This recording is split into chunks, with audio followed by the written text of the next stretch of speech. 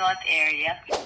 We buy any area as long as everything works out for you and it works out for us as well. We have a house in...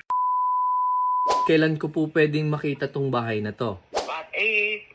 Tatanong ko muna sa mister ko yung tenant hindi masyadong malinis. Madami din po akong mga tenant na walang pakialam sa bahay na pinaghihirapan natin. Sige po, tawagan niyo po ako either tomorrow. Kung hindi naman, tawagan ko po kayo para ma-follow up ko kayo. No. Ang maganda po talaga dyan, te, kung ano po, may buyer na kayo sa property, for sure maaano sila, yung mauobliga, kumbaga. Kasi walang time limit pa silang hanggang ngayon kasi wala pa kayo nahahanap na buyer.